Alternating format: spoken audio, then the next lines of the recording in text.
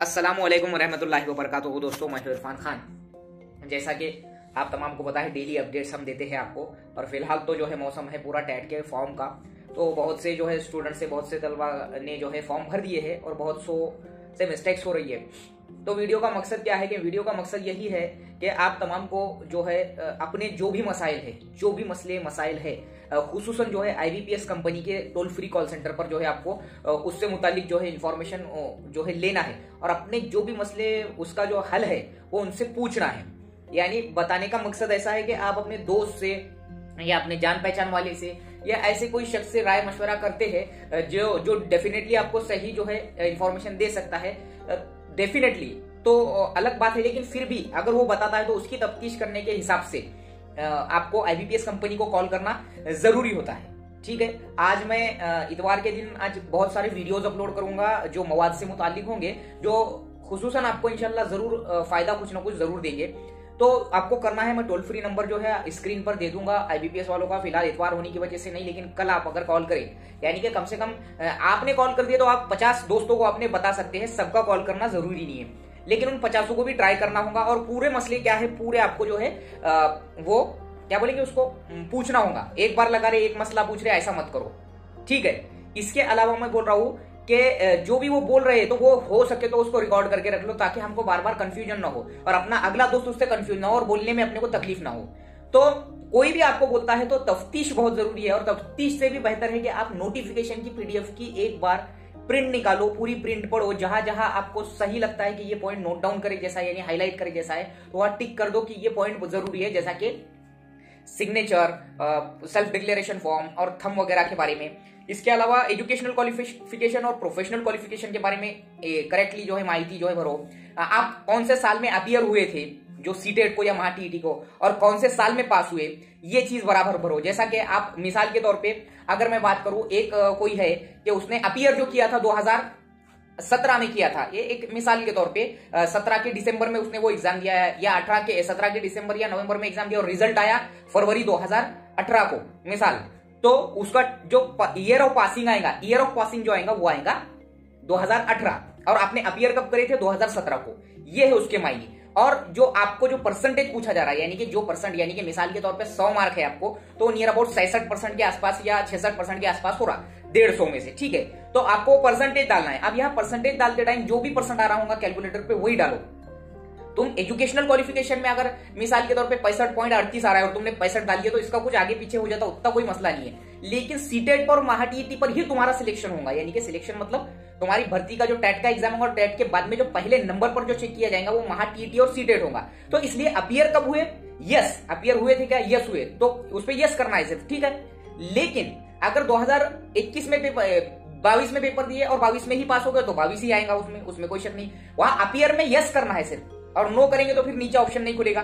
तो yes appear करे थे और कब पास हुए थे और कितने परसेंट से पास हुए थे और तुम्हारा रोल नंबर क्या था। ठीक है, अदरवाइज ऐसा भी आईबीपीएस ने कहा है कि जैसा कि भाई 15 डिजिट जिसके नंबर है उसमें से आखिरी के 10 डाल दो, ये भी उन्होंने इनकार किया, ऐसा बताया गया है।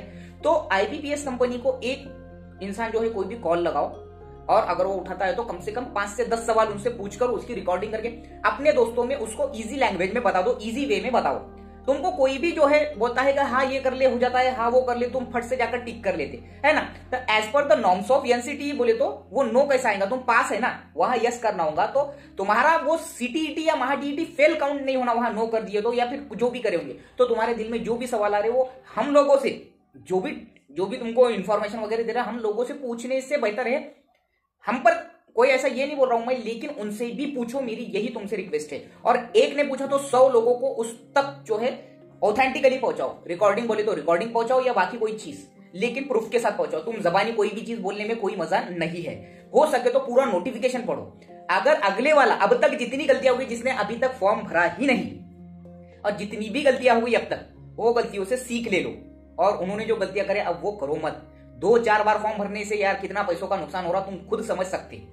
ठीक है, पैसा मैं तो बोल रहा, पैसा 5000 भी गया तो चलता, लेकिन गलती करने की ही क्यों। आगे वाले ने गलती करा, आप अपन ने उससे समझ जाने का और वो क्लियर करने का। बाकी जो डोमिसाइल वगैरह ये जो चीजें है ना, ये 8 तारीख से पहले की नहीं लगती। ये जब तुम अपॉइंटमेंट के लिए जाते हो उससे पहले तुम्हारे हाथ में होना डोमिसाइल। नेशनलिटी की कोई उतनी खास जरूरत नहीं है, डोमिसाइल ऑफ महाराष्ट्र। ठीक है, नेशनलिटी इजी गोइंग में बन जाती। हो सके तो डोमिसाइल कैसा बनाना मैं एक ऑनलाइन वीडियो के जरिए भी आपको बताऊंगा इंशाल्लाह। तो ये चीज है।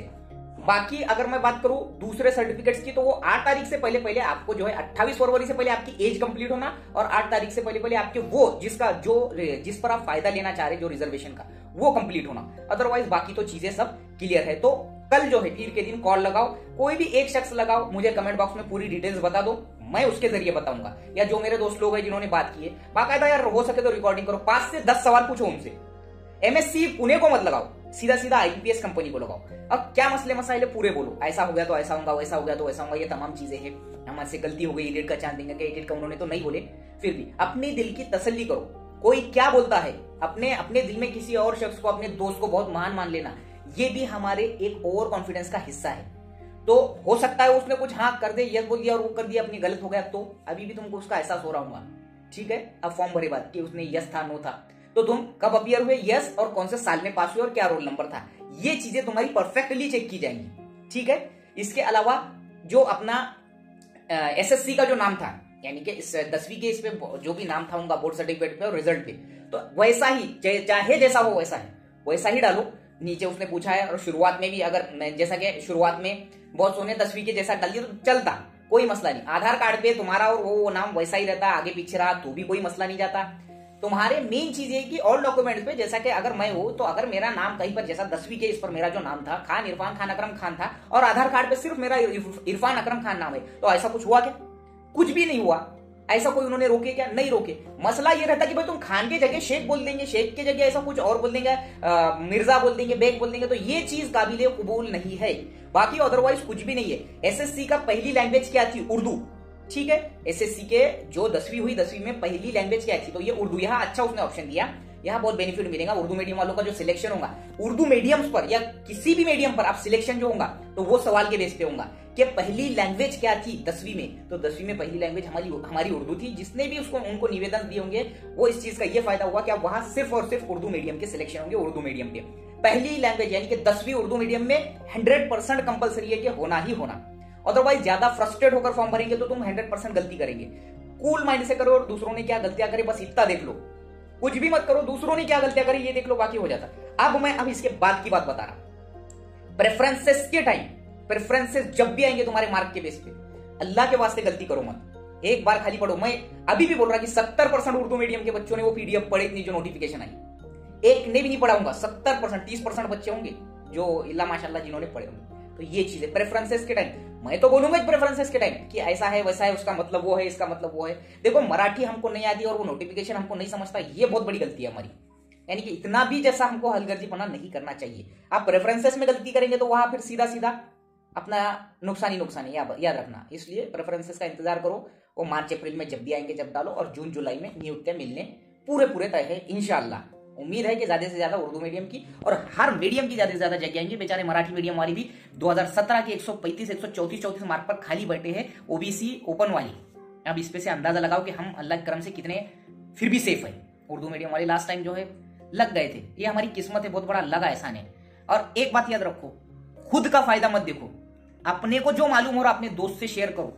एक आज के दौर की सबसे गंदी और खराब आदत है, उन्हें लाख उसके जबान से अच्छी बातें कर ली, लेकिन वो अच्छी जो चीज उसका मुफीद जो उसको फायदा पहुंचाती, जो अपने लिए पसंद करो वो अपने भाई के लिए पसंद करो। ये वाली बात हम जबानी और अमली में जमीन आसमान का फर्क नजर आता है। इसलिए दूसरों को भी बोलो, नहीं भाई ऐसा है, नहीं भाई वैसा है, तो वो दूसरों तक पहुंचाने के बाद क्या मालूम किसके जबान से कैसी दुआ निकल जाए।